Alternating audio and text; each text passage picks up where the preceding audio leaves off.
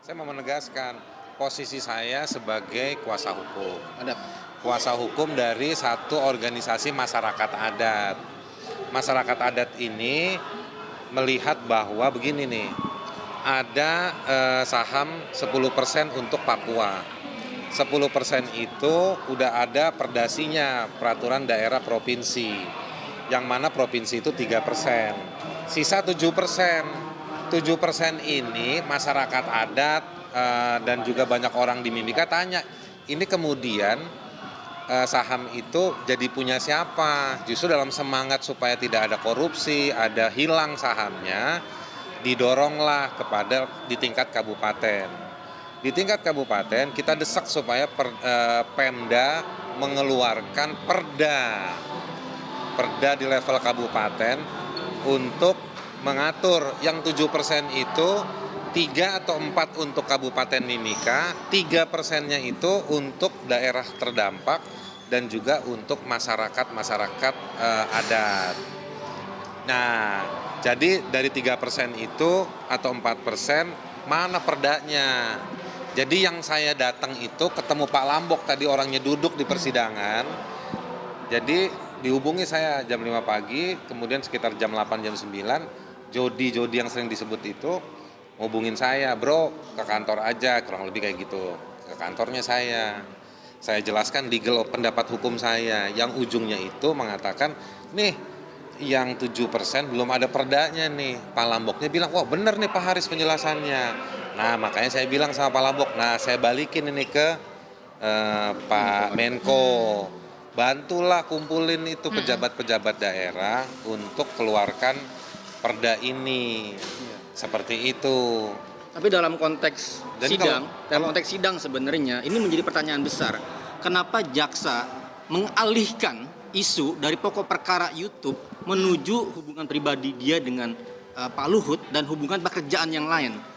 Ini konsisten yang kami temukan dalam tanggapan sebelumnya terhadap eksepsi, dan hari ini ada upaya dalam konteks hukum di ruang sidang menggiring opini, mengagitasi publik seolah ada kejahatan di sana di belakangnya.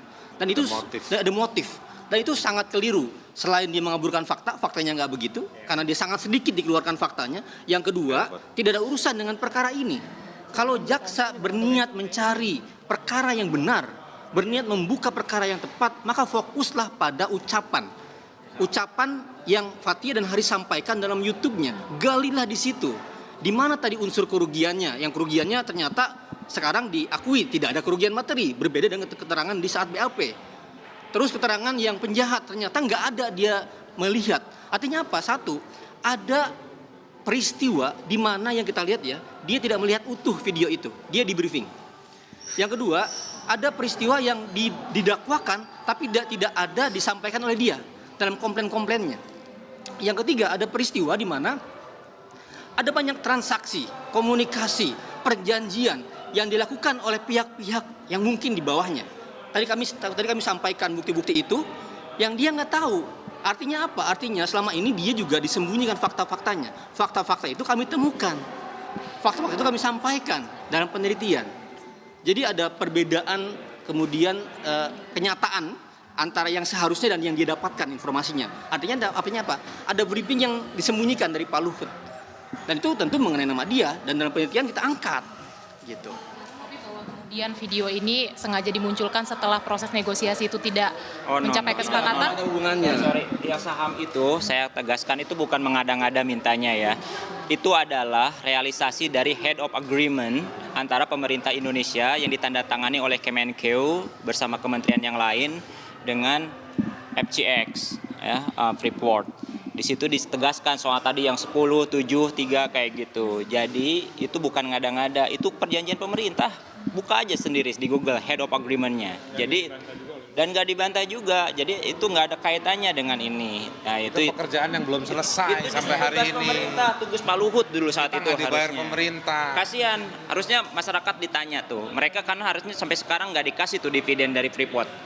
Itu yang satu. Yang kedua, persidangan ini semua mata dapat melihat ya bahwa kalau memang Pak Luhut open mind, mengambil keputusan berdasarkan data-data segala macam, dia terbukti tadi berkali-kali mengatakan tidak tahu, asal percaya terhadap bawahan-bawahannya.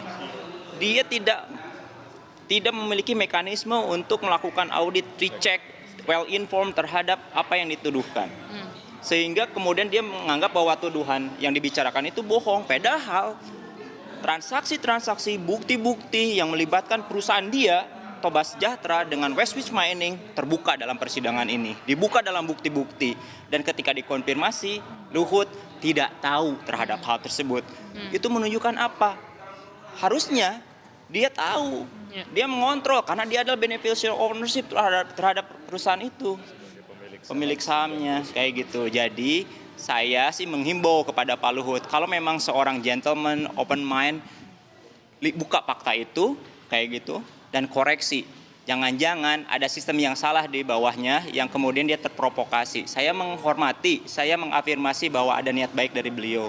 Tapi saya kasihan, seolah-olah dia tidak tahu di bawah ada memanfaatkan untuk kegiatan-kegiatan yang kita tahu bersama. Dan tadi disampaikan kan, dalam sejak awal somasi kami sudah saya jelaskan, kuasa hukum dan para pihak sudah menjelaskan tentang apa makna dari setiap ucapan itu, apa kemudian bukti-buktinya sudah kami sampaikan. Tadi katanya Pak Luhut, dapat nggak penjelasan yang lengkap dari jawaban kami? Dia bilang nggak dapat. Artinya apa? Artinya semua bahan yang kami kasih nggak dibaca, hanya menjadi bahan untuk lawyer dan disaring. Itu yang kami juga curiga. Ini kok ada semacam informasi yang nggak disampaikan lengkap. Harusnya sampaikan lengkap dong. Jangan sampai Pak Luhut baru tahu sekarang di ruang sidang.